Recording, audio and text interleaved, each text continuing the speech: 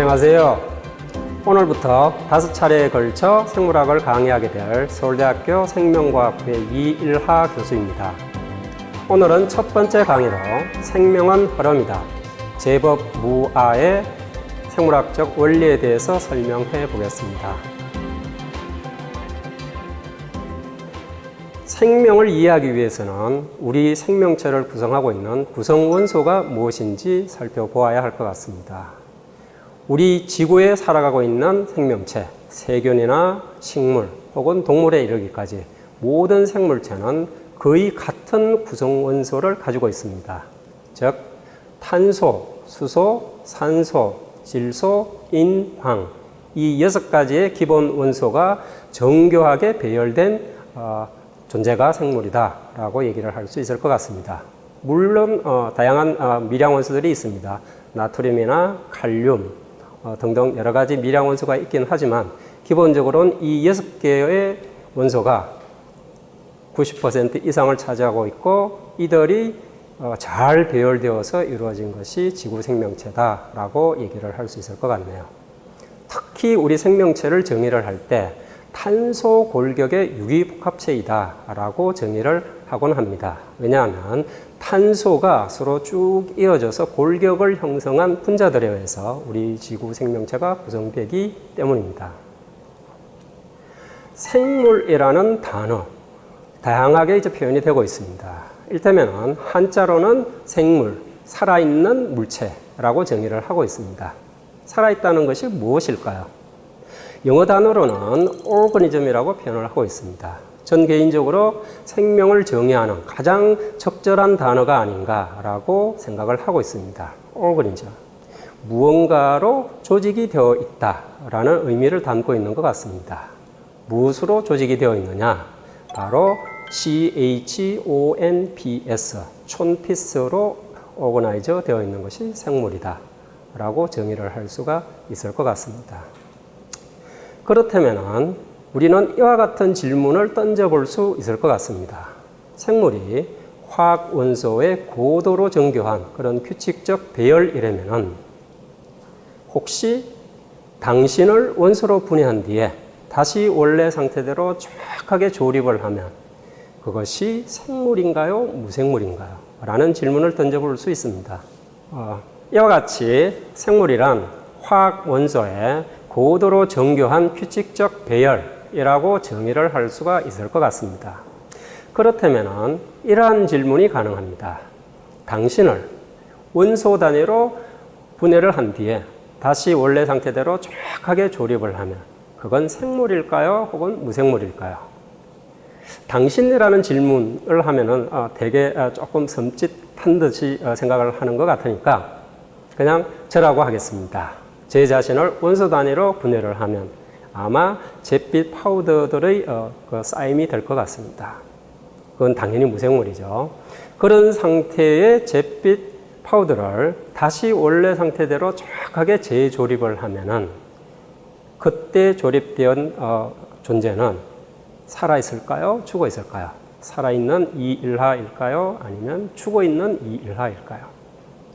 이 질문을 던지면 대부분의 그 질문을 받은 사람들이 죽어 있을 것이다 라는 데 베팅을 합니다. 물론 간혹 청소년들을 대상으로 강의를 할 때 한 5%에서 경우에 따라서 많게는 한 20% 정도까지 살아있을 것이다에 베팅을 합니다. 대부분의 사람들은 죽어 있을 것이다 라고 생각을 한다는 거죠. 그렇다면 이런 경우는 어떨까요? 보시는 것은 자동차를 완전히 분해를 한 상태로 펼쳐놓은 것입니다. 대략 한 1000여 가지의 부품으로 이루어져 있다고 하는데요. 이 부품을 원래 상태대로 정확하게 재조립을 하게 되면 어떻게 될까요? 물론 움직이지는 않죠. 거기에다가 가솔린을 집어넣어야지 됩니다. 그런 다음에 시동을 걸면 그 자동차는 움직일까요? 움직이지 않을까요? 이 질문을 던지면 청중들은 100% 움직인다라고 자신 있게 답을 합니다. 그럼 이 자동차는 움직인다고 생각을 하는데 왜 생명체는 정확하게 재조립을 하면 살아있지 않을 거다라고 생각을 할까요? 이 질문은 제법 긴 역사를 가진 질문입니다. 아마 생기론, 기계론 논쟁 들어보셨을 수도 있을 것 같은데요. 생기론이라 하면 생물에는 무생물과 달리 목적을 실현하는 특별한 생명력, 영어로 vital force라고 얘기를 하죠. 그런 생명력이 있다라는 설이 생기론입니다. vital force는 제가 최근에 공부한 바에 따르면 브라만 종교에서는 아트만이라고 부르더라고요. 어쨌든 생명체 안에는 우리가 모르는 스피릿, 어떤 정기가 있어서 그 나름의 원칙을 가지고 움직이는 존재다라는 생각을 하고 있는 것 같습니다. 이와 반대로 기계론은 모든 사물과 형상을 기계적 운동으로 환원해서 설명하는 것이 가능하고, 따라서 무생물을 정교하게 조립을 해서 만든 존재는 살아있는 생물체일 것이다 라는 입장이 기계론적 입장이고, 저희 이 생명과학을 연구하는 연구자들은 사실은 기계론적 관점에서 연구를 하고 있는 것입니다. 이러한 생기론 기계론 논쟁은 아마 플라톤, 아리스토텔레스 때부터 시작이 되었을 거라고 생각이 되는데요. 아주 최근에 한번 크게 논쟁이 벌어진 적이 있습니다. 그 논쟁의 기원이 19세기 독일 화학자 중에 한 분인, 아마 유기화학 분야의 선구자쯤 되지 않을까 생각이 되는데요. 프리드리히 벨러라는 분이 굉장히 놀라운 실험 결과를 얻게 됩니다. 어떤 실험이냐면 최초로 무기물을 무기물을 가지고 조립을 해서 유기물을 생성을 하는 실험 결과를 내어놓았습니다. 사실은 굉장히 간단한 실험인데요. 암모늄하고 시아노산화질소를 섞어서 물에 녹인 다음에 가열을 했습니다. 이렇게 해서 벨러 박사가 얻고자 했던 화합물은 시안산 암모늄입니다. 근데 놀랍게도 요소가 생성이 되었습니다. 당시 화학의 패러다임은 유기물은 생물체만 만들어내는 것이다 라는 패러다임이 있었었고, 요소는 분명히 생명체가 만들어내는 유기물이기 때문에 무기물을 끓여서 유기물이 만들어진다 라는 건 굉장한 파급을 갖게 된 그런 어떤 결과였던 것 같습니다. 그 당시 생기론과 기계론 논쟁이 굉장히 격렬하게 벌어졌던 것으로 기억을 합니다. 아마 당시 유럽 지식인 사회에서 가장 큰 논란이 일어나지 않았을까 생각이 됩니다. 이 얘기를 지금 청소년들한테 들려주면 다들 웃습니다. 지금 현재는 우리가 이거보다 훨씬 더 복잡한 유기물을 합성을 통해서 생산을 해내기 때문입니다. 지금 생각하면 참 웃기는 논쟁이긴 하지만 그 당시는 굉장히 심각한 논쟁이었고, 과연 물질을 모아서 생명체를 만들어내는 것이 가능하냐, 즉 굉장히 간단한 요소라는 유기물을 만든 것에 지나지 않지만 이게 더 나아가서 확장해서 설명을 하게 되면 결국은 무생물을 가지고 생물을 만들어낼 수 있는 거 아니냐라는 결론에 도달하게 되는 거죠. 이런 생기론, 기계론 논쟁, 끝이 없는 논쟁입니다. 실험을 통해서 직접 증명을 해 볼 수 있는 것이 아니기 때문에 그런 논쟁이 계속 진행이 되어 왔던 거죠. 근데 21세기에 생기론, 기계론 논쟁을 거의 종식시키는 것과 같은 실험 결과가 발표가 되게 됩니다. 인공생명을 만들어낸 건데요. 크레이그 벤터 박사, 이 오른쪽 사진에 있는 이분은 인간 유전체 프로젝트에 굉장히 중요한 절반의 몫을 담당했었던 과학자이고요. 이분이 이 인간 유전체 프로젝트가 끝나고 난 다음에 이제 시작한 프로젝트가 인공생명을 합성하는 프로젝트입니다. 이를테면 합성생물학의 거의 이 파이오니어와 같은 그런 역할을 하신 분인데요. 이분이 2010년 5월에 사이언스라는 대단한 학술지에 본인이 인공생명을 합성하는 데 성공했다라고 논문을 발표하게 됩니다. 보시는 것처럼 이 아래쪽에 있는 세포 덩어리들은 세포 분열이라는 생명 활동을 통해서 세포가 정식되고 있는 것을 보여주고 있고요. 위쪽에 있는 파란색 색깔은 효소 활성을 통해서 색소의 색깔을 바꾸었다. 즉 생명 활동을 열심히 하고 있다라는 걸 보여주는 슬라이드입니다.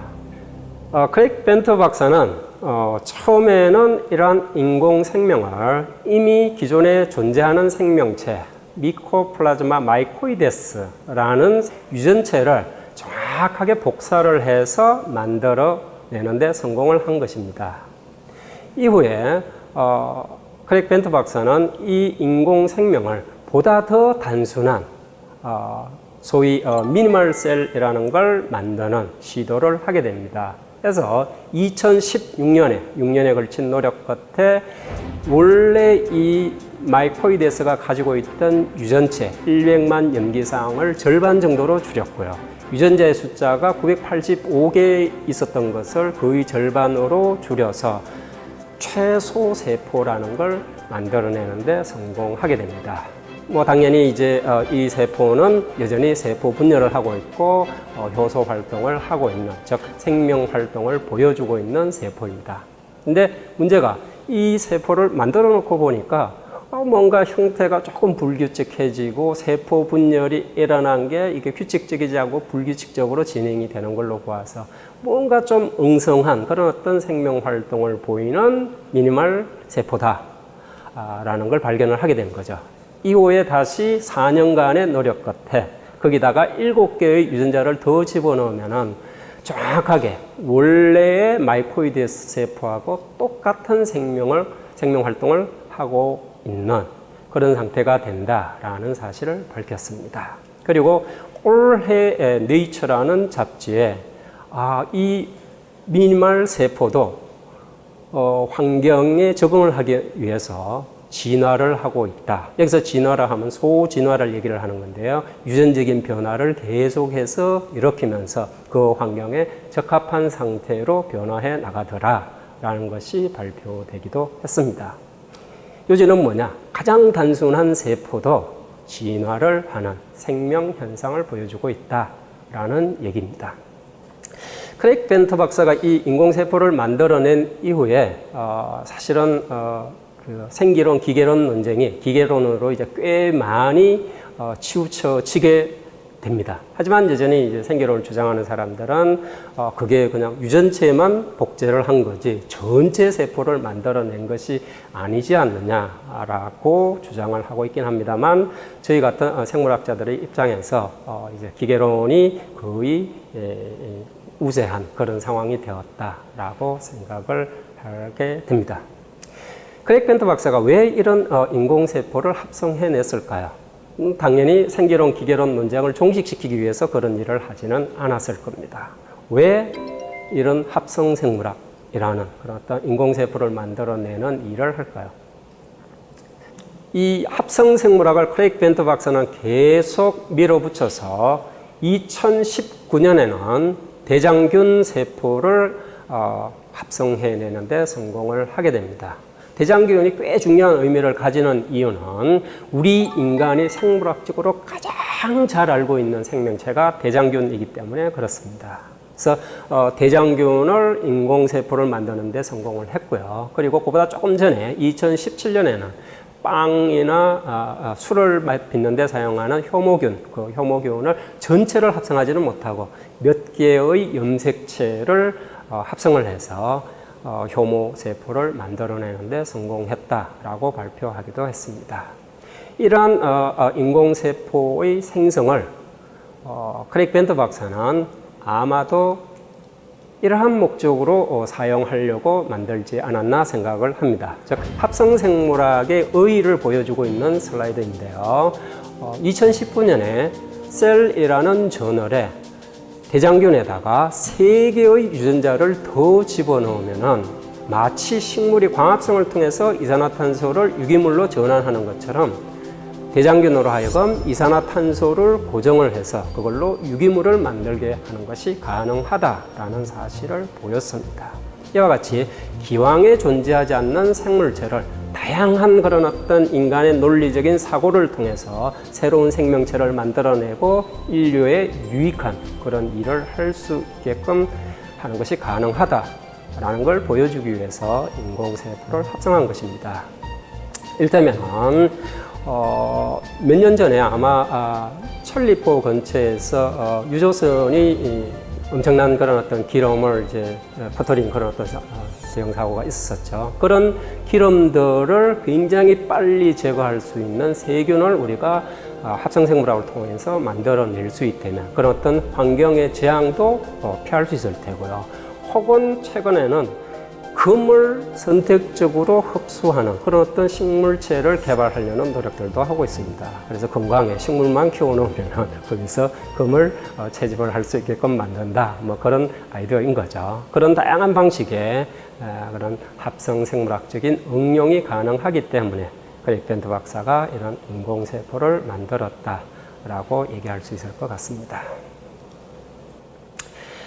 이제 다음에 이제 떠오르는 질문 하나를 말씀드려 보겠습니다.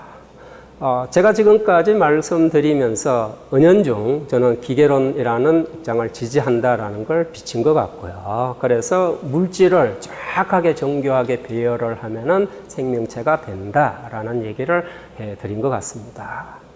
그러면 이 대목에서 많은 사람들 머릿속에서 이런 질문이 떠오를 것 같습니다. 어떻게 물질이 모여서 생명체가 되지? 이런 질문에 대해서 저희 생물학자들은 항상 이 창발성의 원리로 설명을 하고 있습니다.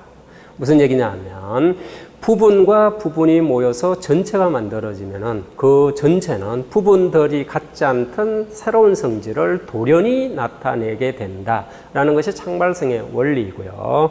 이걸 이해시키기 위해서 제가 물을 가지고 좀 설명을 해보겠습니다. 물이라는 분자는 산소 하나에 수소 두 개가 붙어 있는 굉장히 이렇게 잘 규칙적으로 배열이 되어 있어야 됩니다. 이런 배열을 가지게 되면서 물이라는 액체성의 그런 어떤 성질을 가지게 됩니다.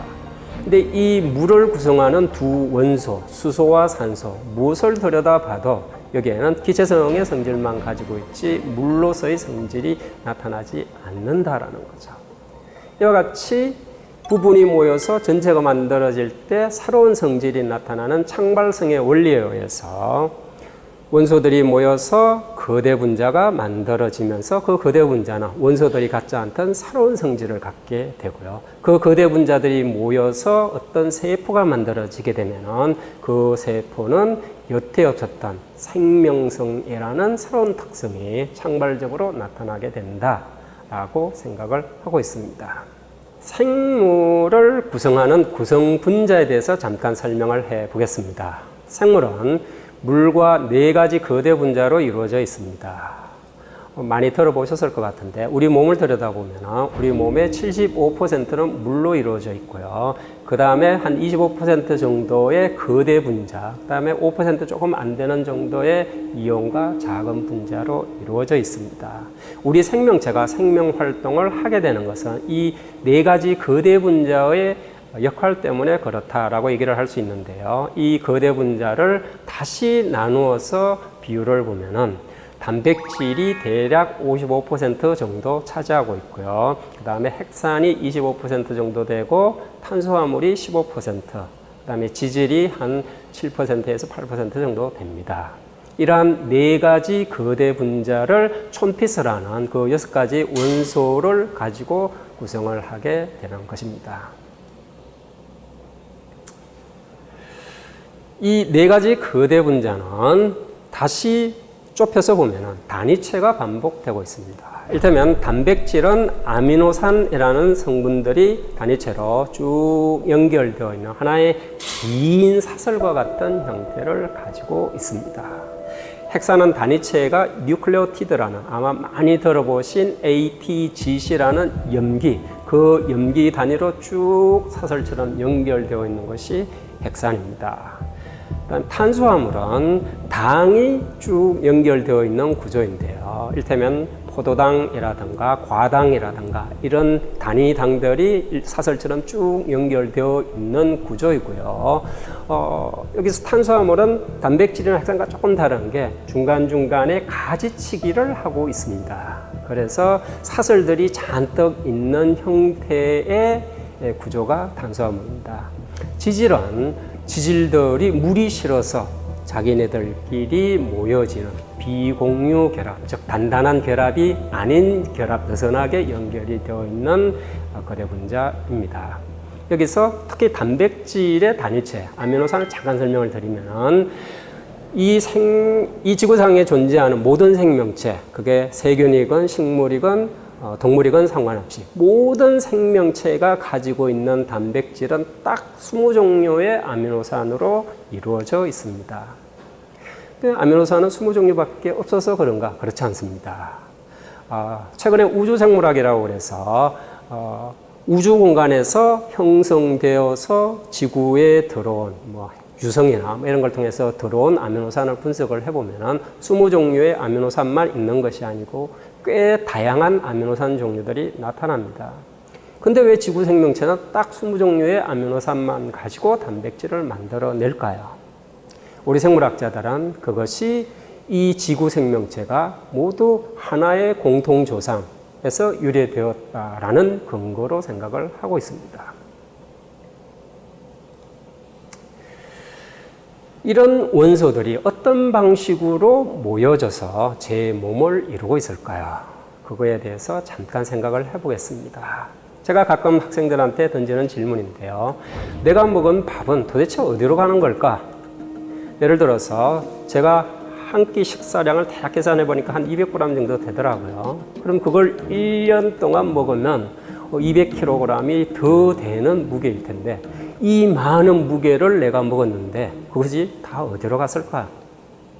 물론 이제 그 질문을 하면 에너지로 썼다라고 얘기를 합니다. 물론 에너지로 쓴 거 맞습니다. 에너지로 쓴 거 맞긴 하지만 실제로는 음식이 제 몸의 일부가 되어 있는 것입니다. 즉 이 강의의 주제 생명이 흐름이라는 그 현상을 굉장히 잘 설명하는 것이 다음 슬라이드에 나와 있습니다. 실제로 생명이 흐름이다라는 사실을 실험을 통해서 아주 명확하게 입증을 하신 분이 있습니다. 콜롬비아 대학의 쉔하이머 교수라는 분인데요.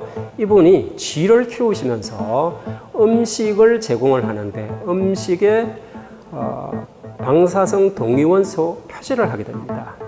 류신이라는 20종의 아미노산 중에 한 종류인 류신 아미노산에다가 방사능 동위원소로 표시를 해서 추적할 수 있게끔 한 것인데요. 그런 다음에 실험을 하면서 이 쥐의 방사성 동위원소가 어디로 가는지를 쭉 쫓아가 봤습니다. 3일이 지난 다음에 봤더니만 한 30% 정도는 배설되어 나가더라.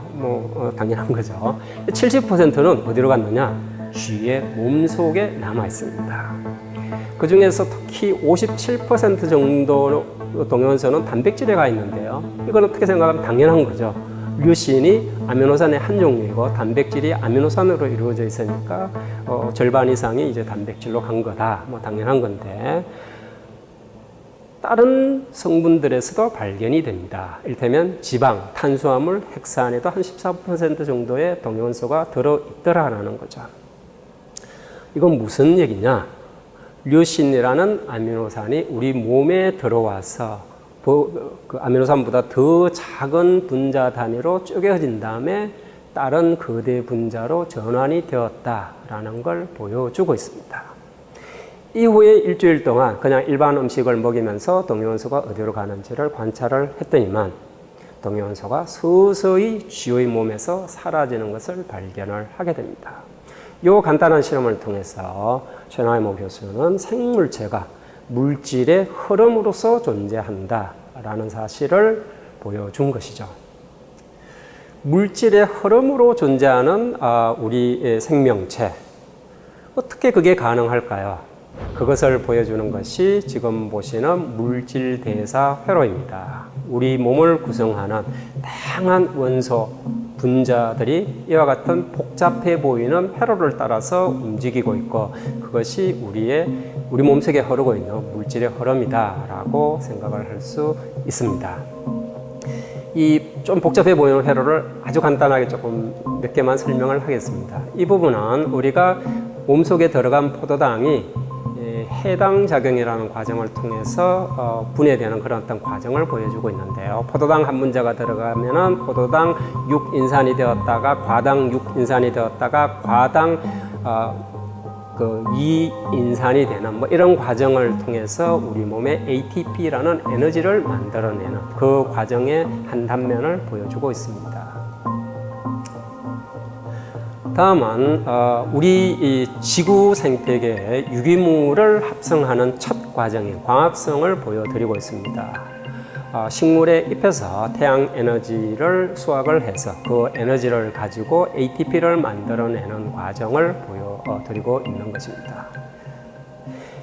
이러한 다양한 그런 어떤 생화학적 대사회로 굉장히 복잡해 보이지만 우리 생물학을 공부하는 학생들은 4년 동안 생화학이라는 교재를 통해서 이 복잡한 회로를 거의 머릿속에 다 담게 됩니다.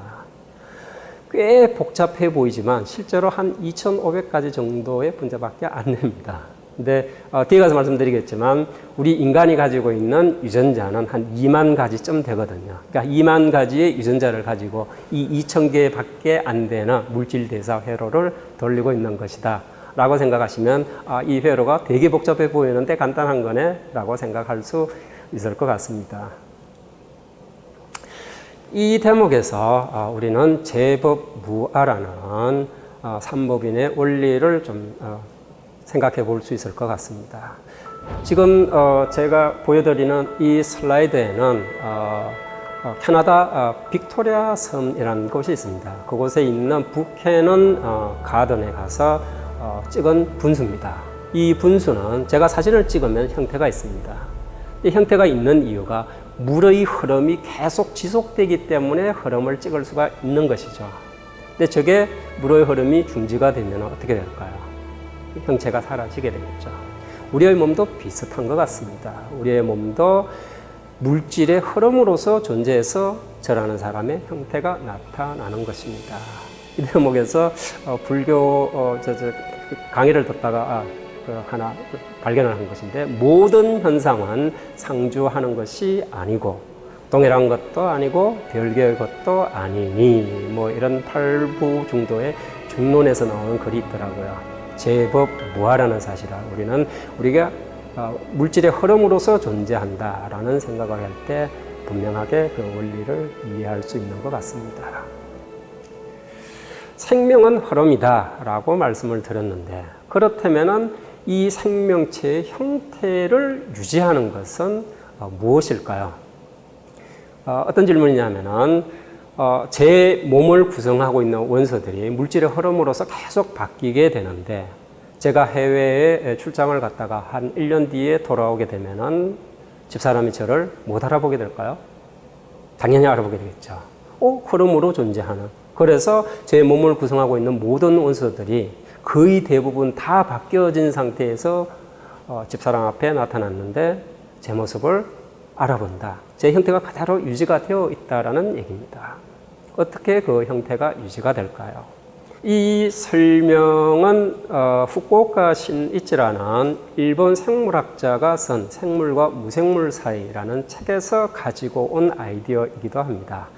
후쿠오카 신이치 교수는 생명은 동적 평형 상태에 놓여져 있는 모래성이다라는 주장을 하고 있습니다. 무슨 얘기냐면 동적 평형 상태라 하면 이 세상을 지배하는 물리법칙, 무질서도의 법칙 혹은 엔트로피의 법칙이라고 하죠. 모든 사상들이 다 흐트러지면서 무질서해지는 방향으로 나아가게 됩니다. 동적 평형 상태가 그 힘이죠.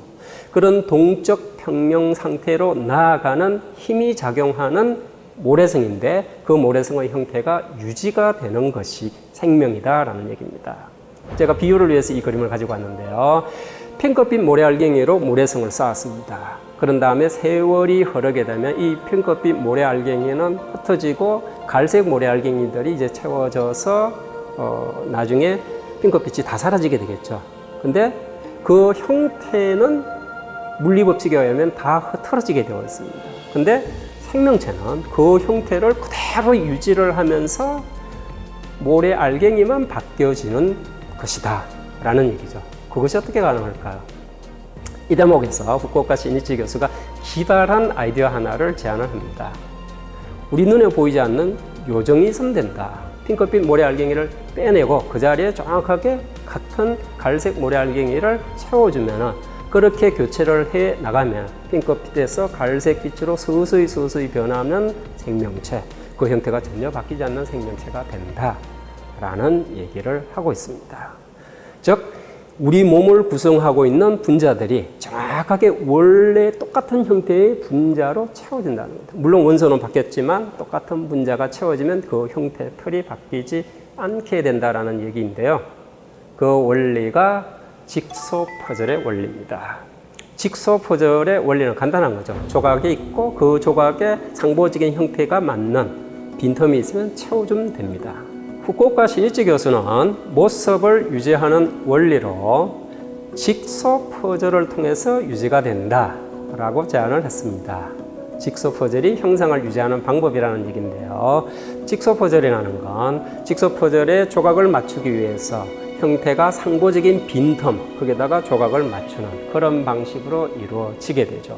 물론 우리는 직소 퍼즐을 맞출 때 전체 그림을 보고 맞추기 때문에 꼭 이 형태적인 상보관계만 가지고 맞춘다라고 얘기를 할 수는 없습니다. 하지만 어떤 특별한 재능을 가진, 예를 들어서 자폐증 환자들이 그런 특성을 가지고 있다고 하던데요. 이걸 완전히 뒤집어 놓고 그림을 하나도 보지 않은 채로도 맞출 수 있다라고 얘기를 하더라고요. 이런 직소 퍼즐을 맞추는 방식으로 우리 생명체가 그 형태를 계속 유지할 수 있는 것이다 라고 생각할 수 있습니다. 최근에는 직소 퍼즐이 이런 2차원 공간만 있는 것이 아니고 3차원적인 그런 어떤 직소 퍼즐도 나왔다고 하더라고요. 이제 보다 우리 생명체하고 비슷한 모습이 되는 거 아닌가라는 생각이 듭니다. 그렇다면 여기서 이 직소 퍼즐을 맞추는 손이 있어야 되죠. 그 손은 무엇일까요? 아까 모래성에서 사례로 든 핑크빛 모래알갱이를 갈색 모래알갱이로 바꾸는 요정, 그게 무엇일까요? 그게 우리 생명체에서는 단백질이 그 일을 합니다. 단백질은 직소 퍼즐 조각을 나르는 요정입니다. 도대체 단백질이 뭐길래 그런 직소 퍼즐 조각을 맞추는 손 혹은 모래성을 유지하게끔 하는 요정의 역할을 하는 걸까요? 그걸 단박에 이해시키기 위해서 제가 가지고 다니는 동영상이 있습니다. 보시는 동영상은 다이네인이라는 단백질입니다. 보시는 것처럼 펄쩍펄쩍 뛰는 그런 어떤 생명성을 보여주고 있죠. 제가 이 슬라이드를 보여주면서 강의를 할 때 뭐처럼 보이느냐라고 물어보면 청소년들은 그 무슨 세균 같아요 라고 하는 친구들도 있고 지렁이 같아요 라고 하는 친구들도 있고 굉장히 다양한 얘기들이 나옵니다. 그 다양한 대답에 공통점이 있습니다. 그게 바로 생명입니다. 생명처럼 느끼게 되는 거죠. 이 다이네인이라는 단백질은 ATP라는 에너지원의 투입이 필요로 하긴 하지만 ATP만 집어넣어주면 이렇게 펄떡펄떡 뛰는 그런 어떤 생명성을 보여주고 있습니다. 다이네인 단백질이 어떤 기능을 하는지 궁금해 하실 것 같아서 다음 동영상에서 보여드리겠습니다.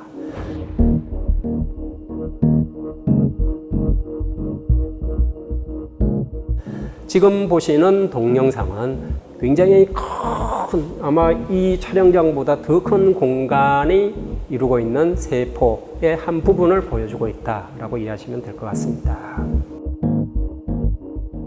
지금 이제 보이시죠? 이게 바로 다이네인입니다. 다이네인이 마이크로튜블이라고 불려지는 세포 내 고속도로와 같은 그 길을 따라서 터벅터벅 흘러가고 있죠. 그 위에 커다란 물 주머니 하나를 들고 가고 있습니다. 다이네인이란 단백질이 하는 일은 세포 내에서 물질을 주머니에 담아서 그거를 한 곳에서 다른 곳으로 이동시키는 역할을 하는 단백질입니다. 단백질은 모든 생명 활동의 근원이다라고 얘기를 할 수 있습니다. 몇 가지 사례를 들어 설명을 해보죠. 우리가 생명을 구성하는 유기분자들을 생합성하고 분해해서 에너지를 얻고 이 모든 과정에 작용하는 효소가 모두 단백질로 이루어져 있습니다. 이와 같이 단백질은 생명성을 제공하는 분자입니다. 단적으로 말하면 단백질은 생명활동의 근원이다라고 얘기할 수 있습니다. 그 사례들을 몇 가지 한번 소개를 해보겠습니다. 먼저 생물을 구성하는 여러 가지 유기분자들, 이들이 생합성되고 분해되고 하는 이 모든 과정이 저절로 일어나는 것이 아니고 효소라는 단백질이 작용을 하게 됩니다. 아까 앞에서 보여드린 그 복잡한 2000개의 분자로 이루어져 있는 물질 대사 회로, 그 회로를 돌리는 그 모든 것들이 효소라는 단백질들이 하고 있는 일입니다. 다음으로 제가 말하고 행동하고 하는 이 모든 과정에 뉴런을 통한 조직과 근육과 뇌와의 그런 어떤 뉴런 상호작용이 필요로 한데, 그러한 뉴런이 작동하는 과정에 작용하는 나트륨 칼륨 펌프 단백질이 있습니다. 이런 나트륨 칼륨 펌프 단백질이 없으면 저는 말을 하는 것도 행동을 하는 것도 아무것도 못하게 되는 그런 상황이 되는 것이죠. 즉 우리가 생각하고 말하고 하는 그 모든 과정에 단백질이 관여하고 있습니다. 다음으로 우리가 호흡을 하는 것 등가, 호흡은 헤모글로빈이라는 단백질이 그 일을 합니다. 헤모글로빈은 폐에서 산소하고 결합을 하고 이산화탄소를 내려놓습니다. 반대로 조직에 가서 조직에서는 이산화탄소랑 결합을 하고 산소랑 떨어지게 됩니다. 이런 과정을 담당하는 것이 헤모글로빈이라는 단백질인데요. 어떤 의미에서 제가 생물학을 전공하는 그런 어떤 생물학자가 된 이유가 이런 헤모글로빈 단백질의 기계적인 작동을 보면서 여기에 스피릿, 원기라는 것이 필요 없다라는 그런 어떤 통찰 때문에 생물학을 하게 된 것이 아닌가 생각이 됩니다.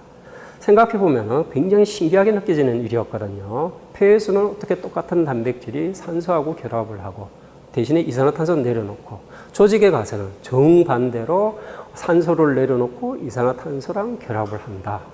이런 놀라운 일이 단백질 혼자서 그 일을 하고 있다라는 사실에 저는 꽤 충격을 받았었고요. 그때서야 비로소 생명체가 생명활동을 하는데 그런 어떤 영적인 존재, 아트만이라든가 바이탈 포스라든가 이런 것들이 없이도 기계적으로 작동하는구나 라는 것을 깨닫게 되었던 것 같습니다.